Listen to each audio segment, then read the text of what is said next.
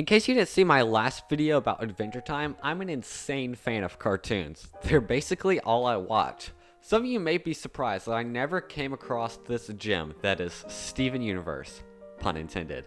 I've known it existed, but I always thought it looked kinda dumb, so here's the basic premise. There's this boy named Steven, and his dad is human, and his mom was a gem.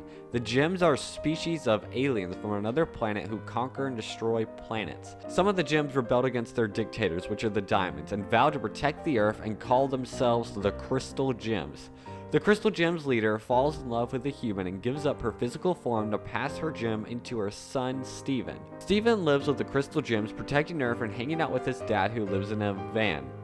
Even though his dad has like $10 million after he sold a song as a burger jingle. Did that not confuse anyone that later Greg, Steven's dad, gets rich and chooses to live in a van? No? Hashtag van life, bro. When I was younger, I totally ignored the show because of how weird it looked, which I'll talk about later. I've been getting over a bad cold and been trapped in my bed for about a week now because of how awful I felt. In fact, at the time of recording, I'm still a little sick, so sorry if my voice sounds off. Also, I got a new microphone, so tell me how it sounds. I was browsing through the Cartoon Network section on HBO Max when I came across Steven Universe. I clicked on it and it started as a silly show about a kid who thought his powers came from ice cream sandwiches. 3 days later. Isn't it over? You won and she chose you and she loved you and she's gone. Now, should you watch the show? I mean, kind of. It really kind of depends on you, actually. There's some very weird and what I would like to call cursed things in this show. Like, for example, Steven has his gem in his belly button.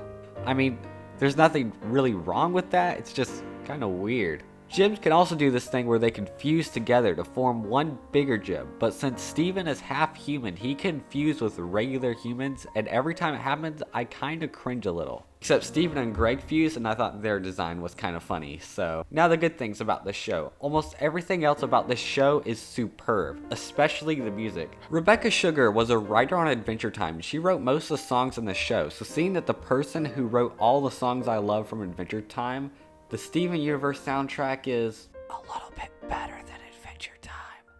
So anyway, here are my top songs, and don't hate me when yours isn't in here. Today, right here, right now, I'll love again. I've already found someone. Just let us adore you. Today, Come live right with us here, in the past. right now. Who am I? Who am I? What are you even saying? I'm the loser of the game. You didn't know you were playing. Let's play another game. This time I got to win. Life on the line, winner takes all. Ready or not, let's begin. Oh, that's right, I heard the story over and over again. Isn't that lovely? Isn't that cool? And isn't that cruel? And aren't I a fool to have happily listen, happy to stay, happily watching her drift? Go ahead and try hit me if you're able. Can't you see that my relationship is stable? I know you think I'm not something you're afraid of, cause you think that you see what I'm made of, but I am even more than the two of them. Everything they care about is what I am. Look at you go, I just adore you. I wish that I knew what makes you think I'm so special. It's over, isn't it? Isn't it? Isn't it over? It's over, isn't it? Isn't it? Isn't it over? You won, and she chose you, and she loved you, and she's gone. It's over, isn't it? Why can't I move on? While there are a lot of one-off episodes in the show, for the most part they're pretty good, even though they're filler. Now the ones that further the plot are amazing. Spoilers ahead for the show, spin-off, and movie. Time for some backstory. So anyway, there's this big twist that the leader of the rebellion was actually a diamond, one of the dictators back on Homeworld, and changed form and started the rebellion because she didn't like what they were doing to other planets. Turns out she kinda wasn't really the best person in the world, but then again, she wasn't really a villain, so it kinda felt like our main characters were kind of living a lie. Steven gets PTSD later, etc. You know, a normal childhood. Alright, some things that happen in the show. Steven lives with the crystal gems, doing things like protecting Earth and junk. Steven sees something warping in the warp pad. Turns out it's robots trying to repair the homeworld warp away back to the main gem planet where the diamonds want to destroy Earth.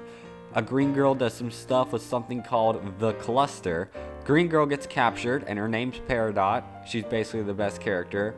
Steven befriends her and she helps stop the Cluster, which is basically a giant geo-weapon made up of millions of gem shards that when formed would destroy the planet.